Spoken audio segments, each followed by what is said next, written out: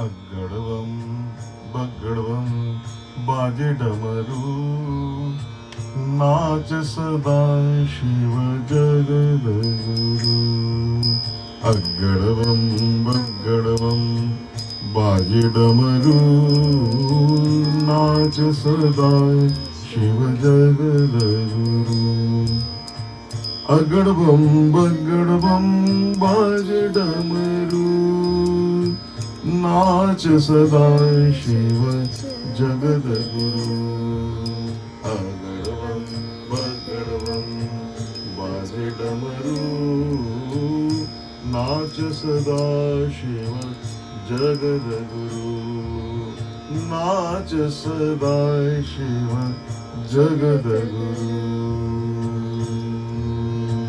नाच सदा शिव जगदगुरु। और शंकर भगवान की जय। नमः पार्वती पतये हर हर महादेव।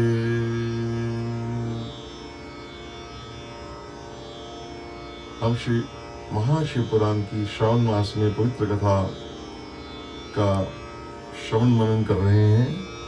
अभी तक हमने जो इसका महात्म्य है उसके 6 अध्याय का हमने विवेचन किया, उसका श्रवण मनन किया। इसके 7 अध्याय हैं जो कि स्कंद पुराण से श्री शिव महापुराण का ही के अंतर्गत ही उसी का भाग है। तो अब हम 7वां अध्याय शुरू कर रहे हैं और उसमें श्रवण की विधि बताई गई थी पिछले अध्याय में, छठे में। अब श्रोताओं के जो पालन करने के योग्य नियम हैं उनका हम वर्णन करेंगे। ये हम 7वां अध्याय जो है इसमें प्रवेश कर रहे हैं। तो आइए इसमें हम प्रवेश करते हैं। शौनक जी इसमें कह रहे हैं। शौनक जी जो हैं वो सारे ऋषियों के जो ज्ञान सत्र ये चल रहा है उसके मुख्य श्रोता हैं और मुख्य वक्ता सूत हैं। तो आइए शौनक जी बोले। सूत सूत महाप्राज्ञ धन्यस्त्वं वं शैव पुंगव श्रावितेयं कथास्माकम् अद्भुतेयं शुभावः पुंसां शिवपुराणस्य श्रवणव्रतिनां मुने सर्वलोकहितार्थाय दया नियमं वद। बोल शंकर भगवान की जय। शौनक जी बोले कि सूजी अब महाबुद्धिमान हैं और शिव भक्तों में के शिरोमणि हैं, सबसे श्रेष्ठ हैं। अभी तक आपने जो अद्भुत कल्याणकारिणी कथा हमें बिंदु और चंचला की और भी जो सुनाई, ये बड़ी अद्भुत कथा है और कल्याण करने वाली है। हे मुने, शिव पुराण की कथा सुनने के लिए अब जो व्रत धारण करना चाहिए उसके लिए किन किन नियमों का पालन करना चाहिए, ये भी कृपा पूर्वक सबके कल्याण की दृष्टि से बताइए। ये सार्वभौम जब पुराणों की जो कथा होती है उसका जो मंतव्य और गंतव्य होता है वो सार्वभौम होता है, यूनिवर्सल होता है, वो सबके लिए होता है, वो हमारे लिए भी है, आपके लिए भी है। तो आइए उसका श्रवण करें। और फिर उस समय सूत जी बोले। नियमं शृणु सद्भक्त्या पुंसां तेषां च शौनकः नियमात् सत्कथां श्रुत्वा निर्विघ्नं फलम् उत्तमम्। अब सूत जी कहने लगे, हे शौनक, अब शिव पुराण सुनने का व्रत लेने वाले पुरुषों के लिए जो नियम है उन्हें भक्ति पूर्वक सुनिए, इसको बड़े आदर से सुनिए। नियम पूर्वक उस श्रेष्ठ कथा को सुनने से जब आप सुनते हैं तो किसी बिना बाधा के, विघ्न बाधा के उत्तम फल की प्राप्ति होती है। उसमें कोई रुकावट नहीं होती। वो कथा जैसे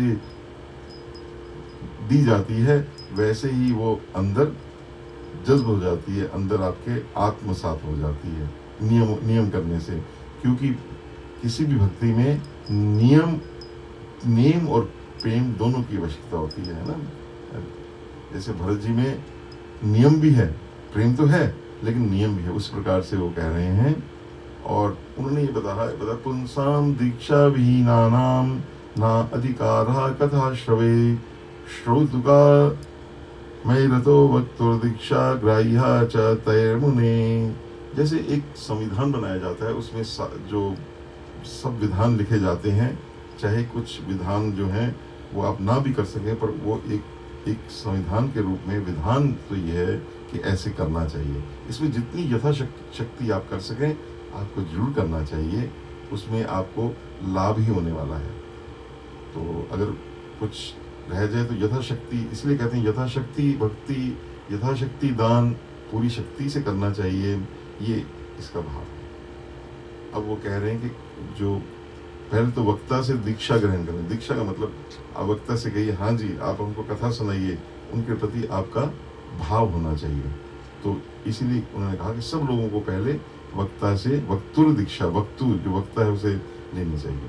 फिर कथाव्रती को, जो कथा का व्रत ले रहे हैं, जो श्रोता हैं, ब्रह्मचर्यम सुप्ति ही पत्रावलयम च भोजनम, उनको ब्रह्मचार्य से रहना चाहिए, संयम से रहना चाहिए, भूमि पर सोना चाहिए, पत्तल में खाना, भूमि पर क्यों सोना चाहिए, उससे आपको आलस्य से आता कि आप विरहित हो जाए। ये सब वैज्ञानिक इनके तथ्य हैं, ये ऐसा नहीं है, अंधविश्वास नहीं है। और पत्तल में खाना खाना चाहिए ताकि वो बर्तन बार बार मांजना ना पड़े, समय भी कम लगेगा। पत्तल में खाया और पत्तल को आपने आगे उसको खत्म कर दिया आपने, है ना, तो उसका निराकरण जल्दी हो जाता है। कथा समाप्तो भुक्तिम च कुर्यान नित्य कथावृति, और प्रतिदिन कथा समाप्त होने पर ही अन्न ग्रहण करना चाहिए। कारण ताकि आप जब कथा सुने तो आपको आलस्य ना आवे, नींद ना आवे। तो भोजन पहले करके कथा नहीं सुननी चाहिए, पहले आप कथा सुनिए, उसको प्रायोरिटी देनी चाहिए और उसके बाद फिर आप भोजन कर लीजिए। आस्माप्त पुराणम ही समुपोष्य सुशक्तिमान, शुण्या उद्विक्तता शुद्धा पुराणम शैवम उत्तमम। और अगर शक्ति हो तो पुराण की समाप्ति तक उपवास करके शुद्धता पूर्वक भक्ति भाव से उत्तम शिव पुराण की कथा, ये उत्तरोत्तर बता रहे हैं कि श्रोता मध्यम, निकृष्ट, मध्यम, उत्तम श्रोता जो हो, वो तो पुराण की जब तक समाप्ति ना हो तब तक उपवास करे। आपने श्रीमद् भागवत की कथा सुनी है, उसमें सुखदेव ने जब कथा का प्रवाह चल रहा था, काफी आगे चला गया, तो उन्होंने परीक्षित के, राजा आपको भूख तो नहीं लगी, प्यास, आप कुछ खा लो। तो राजा का क्या उत्तर था, मेरी भूख प्यास सब जो है आपके कथा अमृत जो मेरे कानों में उंडेला जा रहा है, उससे मेरी भूख प्यास जो है वो सब समाप्त हो चुकी है। तो ऐसा श्रोता बहुत उत्तम श्रोता होता है। और उसके बाद घृतपानम पयपानम कृत्वा वारिण्यात् सुखम, और फिर आपको घृत, घी और दुग्ध पीकर, क्योंकि ये स्नेह युक्त होता है, इससे शक्ति बनी रहती है, स्निग्ध है, सात्विक है, सुखपूर्वक कथा बड़े सुखपूर्वक सुननी चाहिए और बड़े उद्विग्न चित्त से नहीं, शांत होकर कथा सुननी चाहिए। फलाहारेन वा श्राव्यमेक भुक्तम न वाहि तत्, और कथा का व्रत लेने वाले को फलाहार करना चाहिए और एक ही समय भोजन करके, मतलब कोई ना कोई उसको नियम जरूर बनाना चाहिए ताकि उसका सारा वो कथा को, ताकि वो उसको फोकस कर सके कथा के लिए, तो नियम से वो बंध जाएगा उसमें, है ना, इधर उधर मन नहीं तोड़ेगा। ये सारा भाव है इसका, है ना। एक बारम भविष्यानम दूध खीर का प्रतिदिन, कहीं तो ऐसा है।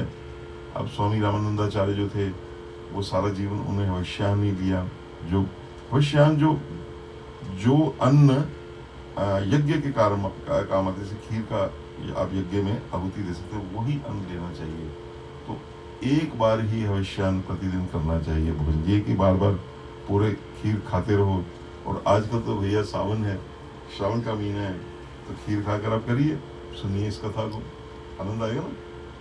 और सुख साध्यम यथा स्यात् श्रवणम कार्यमेव, इस जिस प्रकार से कथा श्रवण का नियम सुख पूर्वक पालित हो सके वैसे ही करना चाहिए। भोजनम सुकरम मन्ये कथासु श्रवण प्रदम, नो उपवासे वरश्चेत स्यात् कथा श्रवण विघ्नकृत। अब वो एक मध्य मार्ग बता रहे हैं कि आप इतना भी उपवास न रख लें कि आपको कथा में ये विघ्न बन जाए कि हर समय आपको भोजन के स्वपन आए, भोजन का ही संकल्प विकल्प उठे, तो कथा श्रवण में विघ्न उत्पन्न करने वाले उपवास की तुलना में मैं कथा श्रवण में शक्ति प्रदान करने वाले भोजन को ही अच्छा समझता हूँ। कथा श्रवण में आप भोजन को ही अच्छा समझते हैं। मेरे को एक बात स्मरण आ गई, हमारे वो वृद्ध ये जब शिवरात्रि महाशिवरात्रि का पर्व होता तो एक ब्राह्मण श्रेष्ठ थे पंडित शंकर लाल कालिया जी, तो वो बहुत वृद्ध हो गए और सारी रात्रि वो एक आसन में बैठते थे।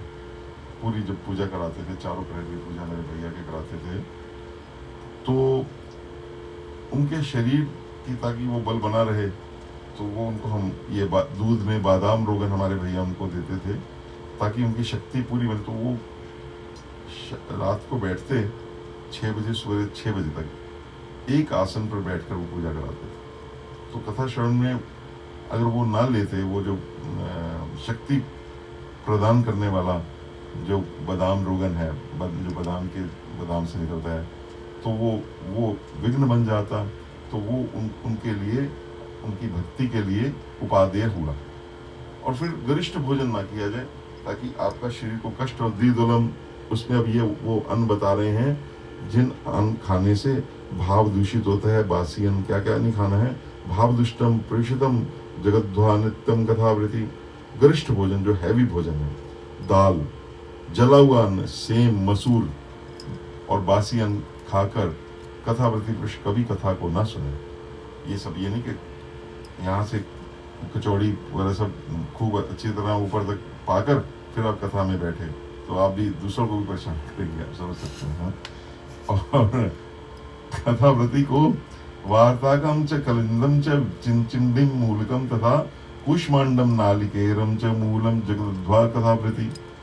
अब कौन कौन सी चीजें उनका परित्याग करना चाहिए, ये सारी चीजें जो है वैज्ञानिक हैं। इनका भाव सिर्फ ये एकमात्र है कि आप ऐसा भोजन न कर लें जिससे आपके शरीर को कथा सुनने के दौरान आपके शरीर को कष्ट हो। वो क्या है यहाँ जो बताई हुई है, बैंगन, तरबूज आप लेंगे तो आपको बार बार बात अपना जाना पड़ेगा लघु शंका के लिए, उसमें जल बहुत होता है। चिंचिड़ा, मूली, कोहड़ा, प्याज, नारियल का मूल तथा अन्य कंद मूल का त्याग कर लेना चाहिए। और फिर जिसने कथा का व्रत लिया है वो प्याज ये पलांडुम, प्याज को पलांडुम बोलते हैं। लशुनम, लहसुन, हिंगुम कहते हैं हींग को। गृंजनम, गाजर।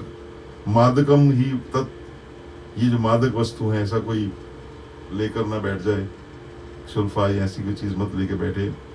ये जितनी भी चीजें जो अच्छी नहीं है, आमिष कही जाने वाली वस्तुएं हैं, इनका त्याग कर देना चाहिए। वर्जेध्य कथाव्रत, ये कथा का जिसने व्रत लेके कथा करनी है। फिर कामादि षड्विकारम, और ये जो 6 विकार हैं, काम, क्रोध, लोभ, मद, ये सब, इन सब का विकार करके इनको सब कुछ छोड़कर ब्राह्मणों की निंदा च द्विजानाम, नहीं कथा में बैठे हैं एक दूसरे की चुगली करना या निंदा करना, ये नहीं करना है। हम द्विजानाम च विनिंदिनम पतिव्रतास्ताम निंदाम वर्जेध्य कथावृति। अब ये जो आपको ये सारी जो हम बातें आपस में जो हम श्रवण कर रहे हैं, ये क्योंकि अभी इस महात्म्य का ये 7वां अध्याय, अंतिम अध्याय है। इसके बाद महाशिव पुराण की कथा शुरू होने वाली है, प्रारंभ होने वाली है। इसीलिए वो कथा के लिए कहते श्रोता वक्ता ज्ञान निधि कथा राम की गूढ़, ये जो गूढ़ कथा है इसके लिए आपको सावधान होना चाहिए। तो और उसको जब भी भोलेनाथ पार्वती मैया को कथा सुनाते हैं तो कहते हैं सावधान कर सुमुखी सियानी। जो अच्छा वक्ता है, चाहे श्रोता जितना महान हो, उसको एक बार जरूर कहता है अब आप सावधान हो जाइए। वो सावधान का मतलब है कि आप अपनी सारी वृत्तियों को केंद्रित कर लीजिए।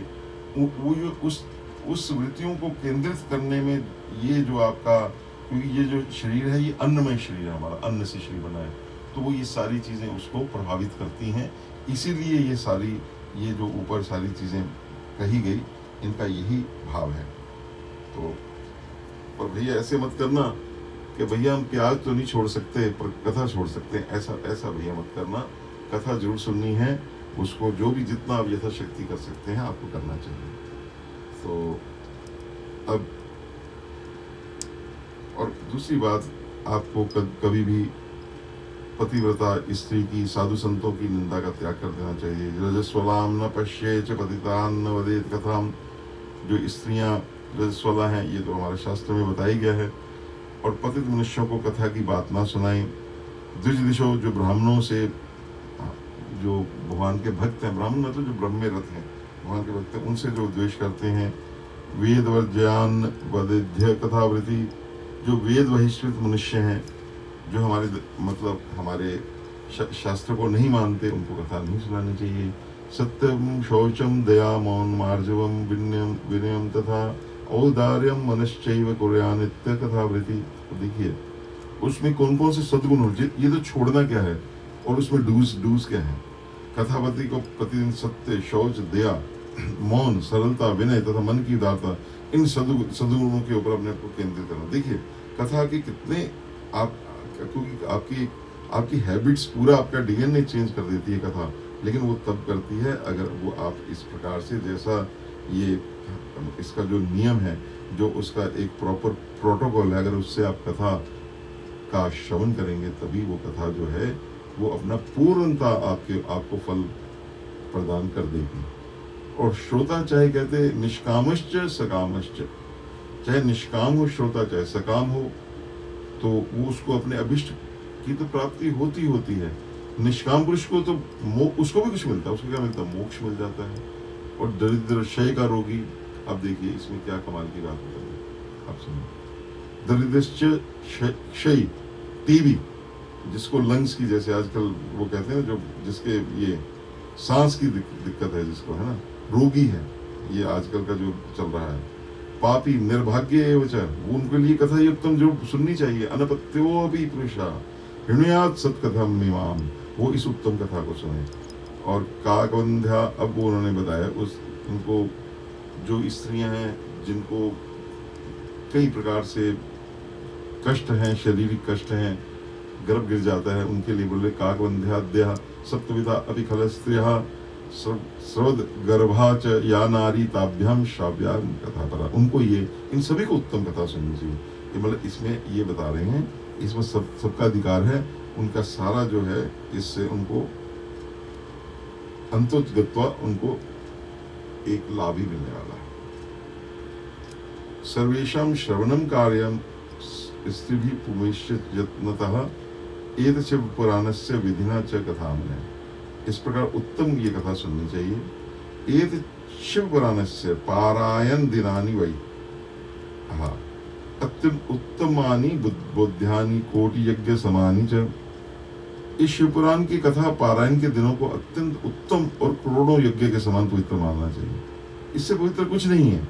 आप सारे उसको टॉप प्रायोरिटी देके उस कथा को आप सुने, और इन दिनों में जो भी आप थोड़ी सी वस्तु भी अगर आप दान देंगे, उसका अमित फल मिलेगा। आप इस कथा, ये शिव रूप है, जैसे मैंने कहा ये शिव है, इस कथा को सुनकर आप शिवमय हो जाते हैं।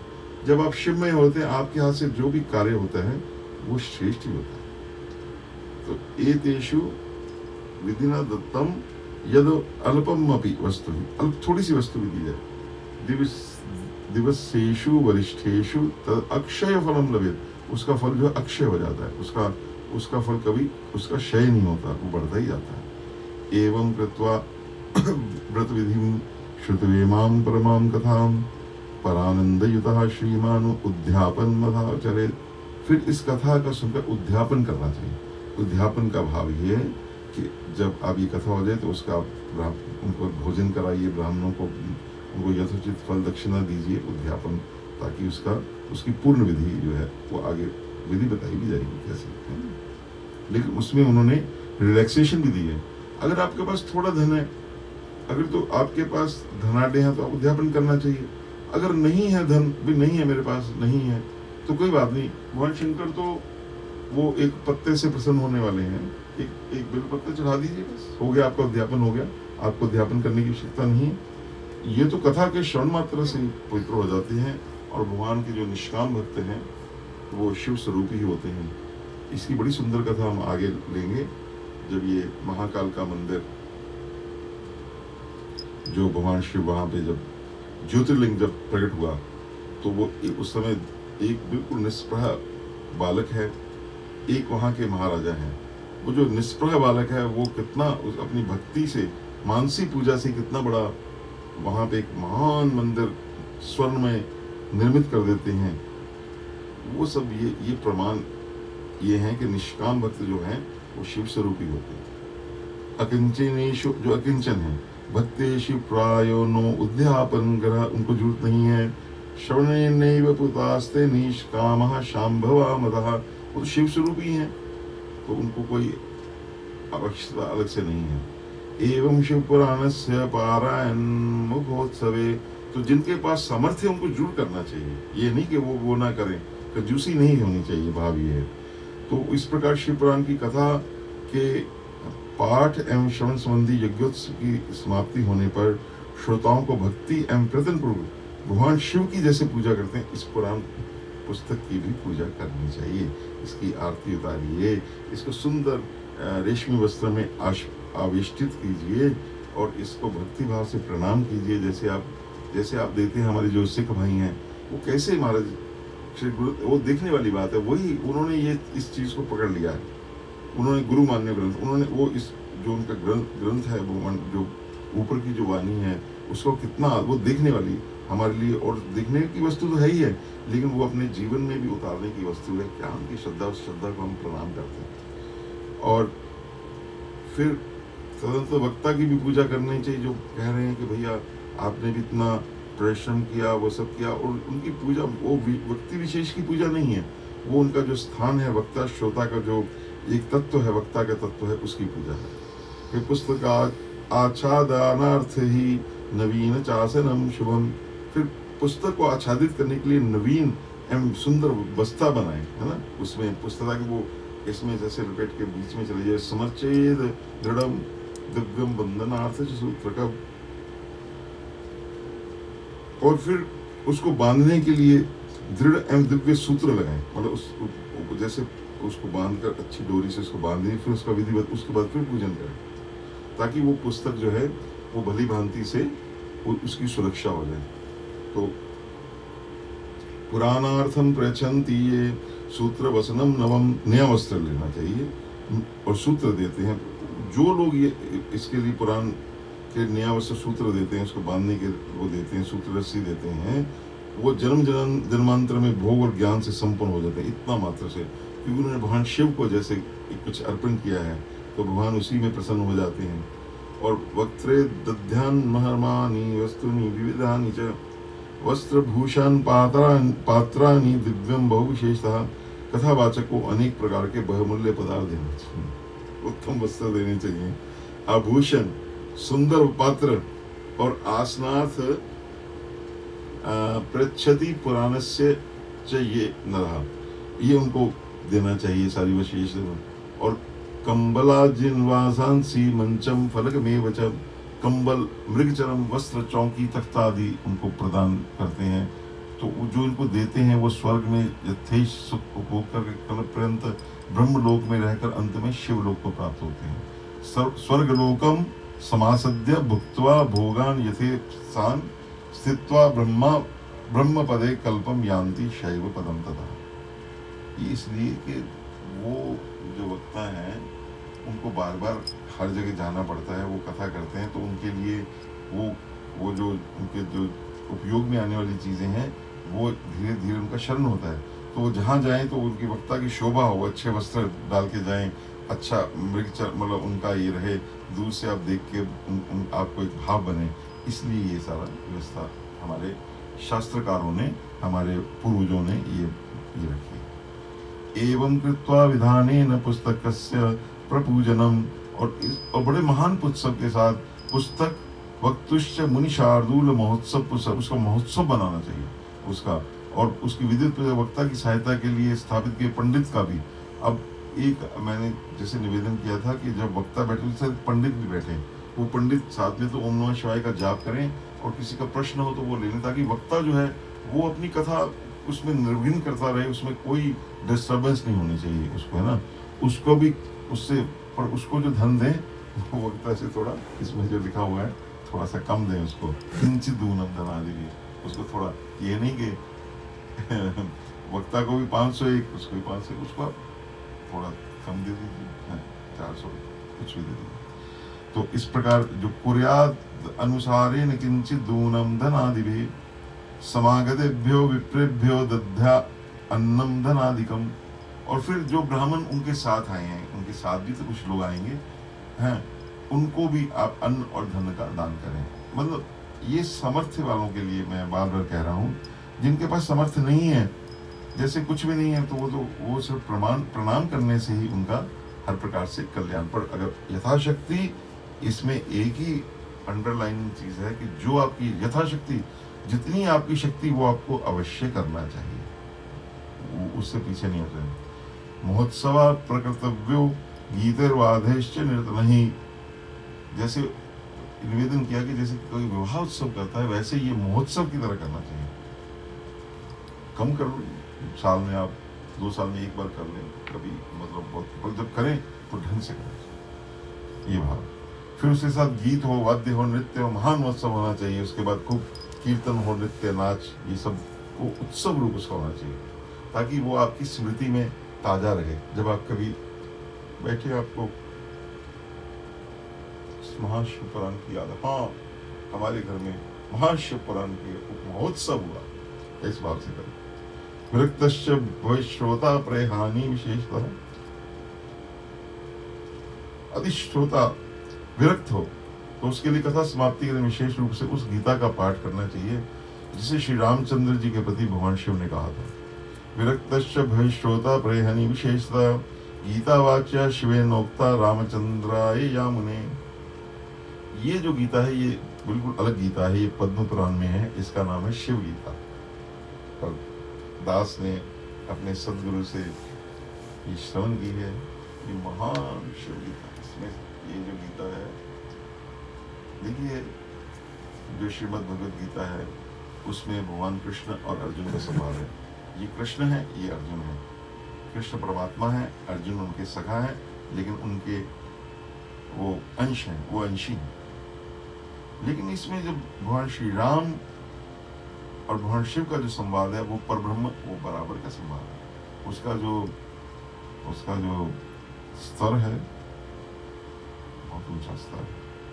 उस स्तर में भगवान, इसमें तो श्रीमद् भगवद गीता में तो भगवान कहते हैं कि मैं विभूति योग में कहते हैं कि सब वस्तुओं में मैं हूँ। मैं इसमें पीपल, ये जो पीपल का आप देख रहे हैं वृक्ष, इसकी विभूति में हूँ, सब वृक्षों में पीपल में हूँ, है ऐसा वो सब कहते हैं। क्या क्या किसमें ऋषियों में भृगु में है, वो सब कहते हैं। लेकिन उसमें भगवान शिव से, क्योंकि वो श्री रामचंद्र प्रभु को कोई कहे सब कुछ मैं ही हूँ, सब कुछ मैं ही हूँ, कि जैसे राम, और चाहे वो विभूति क्या, मेरे अलावा कुछ है ही नहीं, शिव केवल हो, उसका उसमें वर्णन है। तो उसका जो विरक्त हो, जिनको सिर्फ कुछ नहीं है, ऐसे श्रोता को शिव गीता सुनानी चाहिए। और गृहस्थेश्च उद्भव श्रोता कर्तव्यस्तेन श्रीमता। लेकिन वो विरक्त के लिए है, वो सुन के कहीं वो दूसरा तो वो उसका कि वो संसार का कार्य नहीं कर पाएगा, फिर वो उपराम हो जाएगा। उनके लिए यज्ञ करना चाहिए, शुद्ध भविष्य के द्वारा होम करना चाहिए। होम शुद्धेन हविषा कर्मण सत्य शांतये, शुद्ध भविष्य के साथ करना चाहिए। और किससे करना चाहिए? रुद्र संहिता होमा प्रतिश्लोकेन वा मुने। रुद्र संहिता के प्रत्येक श्लोक के द्वारा होम करें, अथवा गायत्री मंत्र से। ओम, जो गायत्री मंत्र कौन सी, वो रुद्र गायत्री मंत्र है ना, वो उससे करे, है ना, रुद्रो प्रचोदयात्, वो वाला उस गायत्री मंत्र से करे, वो सारा करना चाहिए, उससे अवश्य करें। कि वास्तव में ये पुराण क्या है, ये गायत्री मय ही है, ये वेद में ही है। अथवा मूल मंत्र से करें। मूल मंत्र क्या है? ओम नमः शिवाय, ओम नमः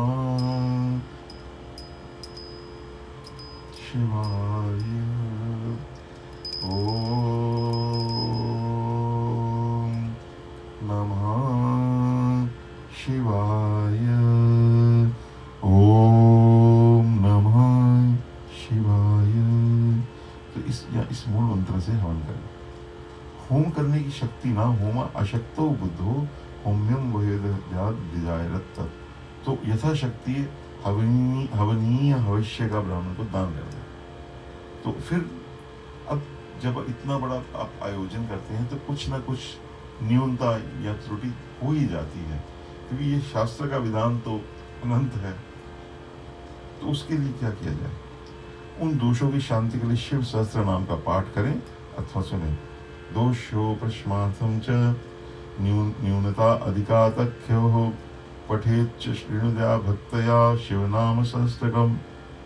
इससे सब कुछ सफल हो जाता है। तो देखिए हमारे शास्त्र में कितनी आपको रिलैक्सेशन दी है। जो तो जिसके पास सामर्थ्य है, धनाढ़ है, उसके लिए ये वो अपनी पूरी व्यवस्था हिसाब से, उससे कम है वैसे करे। हर एक प्रकार के लिए, हर एक के लिए उन्होंने प्रोविजन इसमें रखा हुआ है। और इस प्रकार से जो करता है सफल हो जाता है, उसमें कोई संशय नहीं है। तेन स्यात् सफलम सर्व सफलम नात्र संशया यतो नासत्य अधिकम तस्मात् त्रैलोक्य वस्तु किंचन। क्योंकि 3 लोकों में उससे बढ़कर कोई वस्तु नहीं है, है ना? किससे? जो शिव शास्त्र नाम का पाठ करते हैं। और फिर उसके बाद 11 ब्राह्मण को आप मधु मिश्रित खीर खिलाएं, उसमें थोड़ा शहद पड़ा हुआ ऐसी खीर खिलाएं। तो ये सात्विक भोजन है, बड़ा पवित्र भोजन भविष्यान गिना इसको बोला गया है।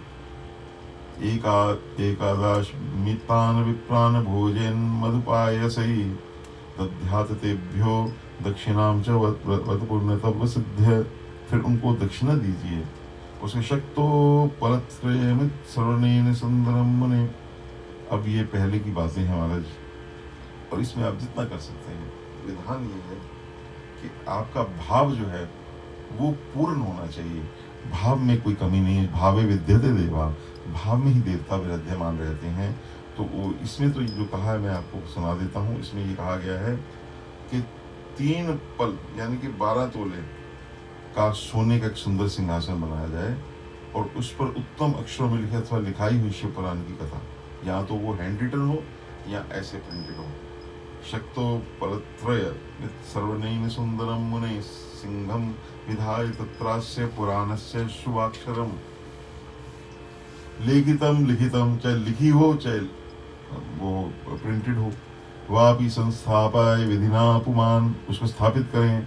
और उसके बाद संपूज्य आवाहन दैश्य व्यवहार पुजारे सदक्षिणम, वो उसको बड़ी प्रकार से पूजा दक्षिणा करके जितेंद्रिय आचार्य को दे दीजिए, ताकि आचार्य को इसका भाव ये है कि आचार्य को वो विक्रय ना करनी पड़े कहीं से। आगे भी तो उसने आगे भी तो भैया कथा करनी है, तो कथा के लिए नहीं उसको वो दी जाएगी, ताकि वो आगे भी कथा उसको समर्पित कर दीजिए।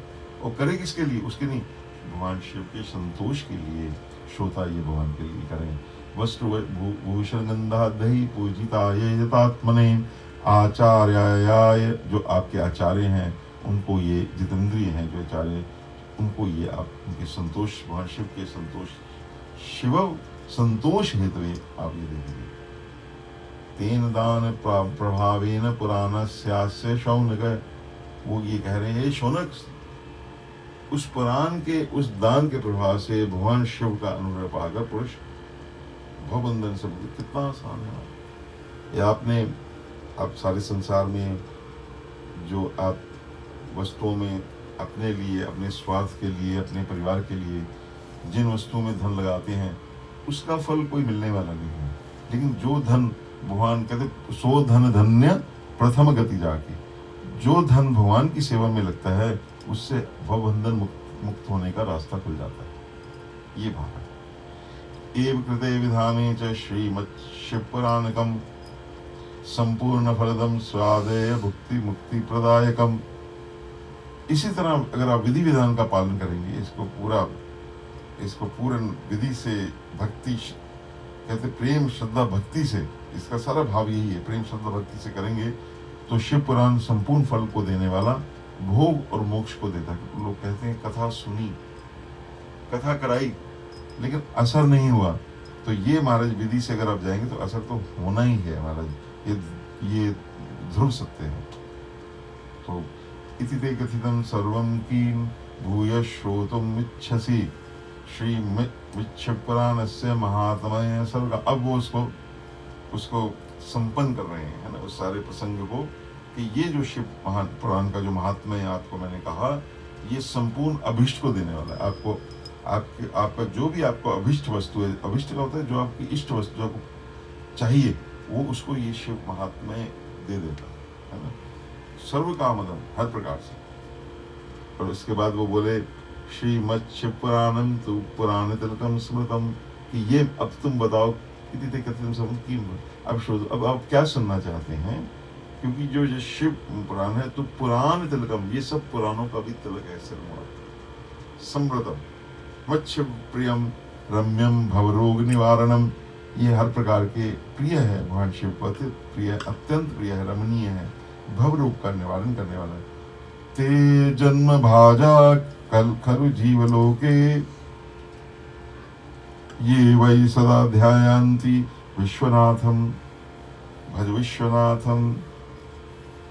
जो भगवान शिव विश्वनाथ का ध्यान करते हैं और जिनकी वाणी शिव के गुणों का स्तुति, जो बोलते हैं हर हर महादेव शंभो काशी विश्वनाथ गंगे, हर हर महा, जो देव जैसे बोलते हैं, जिनकी वाणी शिव के गुणों की स्तुति करते हैं और जिनके दोनों कान उनका कथा सुनते हैं, उन्हीं का जीवन इस जग में लेना सफल है। नहीं तो आए और गए कोई फर्क नहीं पड़ता। तो ते जन्म भाजा खलु जीवलोके, ये वै सदा ध्यायन्ति विश्वनाथं, वाणी गुणान् स्तौति कदां, शृणोति श्रोत्रदयं ते भवम् उतरन्ति, सकल गुण विभेदर नित्यम अस्पष्ट रूपम स्पष्ट रूपम, जगनी च बहिरंतर भस्मानं महिमना। भिन्न भिन्न प्रकार के समस्त गुण जिनके सच्चिदानंदमय स्वरूप का कभी स्पर्श नहीं करते, वो इन गुणों से जो परे हैं, है ना, और जो अपनी महिमा से जगत के बाहर और भीतर वाणी एवं मनोवृत्ति रूप से प्रकाशित होता है। हमारे अंदर जो ये वाणी का प्रकाश है, हमारे मन में जो भगवान शिव का चल रहा है, ये कौन है? ये भगवान शिव ही तो प्रकाशमय हो रहे हैं। मनसी परम शिवम अनंतानंद सांद्रम प्रबद्धे, ऐसे जो आनंद के जो घन हैं, जैसे बादल आजकल घूम रहे हैं, जो आनंद के बादल जो घूम रहे हैं, ऐसे परम शिव को उनकी मैं शरण जाता हूँ। शिव शरण, तो उन शिव की मैं शरण लेता हूँ। तो इस प्रकार से ये शिव महापुराण का जो महात्म्य है, 7 अध्यायों में जो था, 7 अध्याय में जो वर्णित है, ये 7वां अध्याय अब पूर्णता को प्राप्त हो रहा है। ये अध्याय पूर्ण होगा। यदि श्री स्कंधे महापुराणे सनत कुमार सहितायाम शिवपुराण श्री शिवपुराण श्रवणवती नाम, ये संत कुमार संहिता में दिया गया है। स्कंद पुराण में विधि निषेध पुस्तक वृत्त पूजनम वर्णनम नाम 7वां अध्याय। पुरशंकर भगवान की जय। इस प्रकार से ये श्री शिव महापुराण महात्म्य पूर्ण हुआ।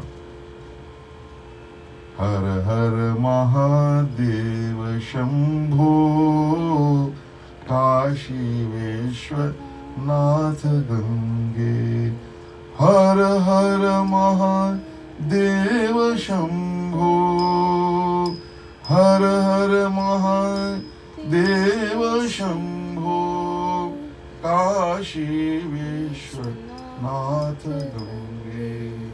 वो शंकर भगवान की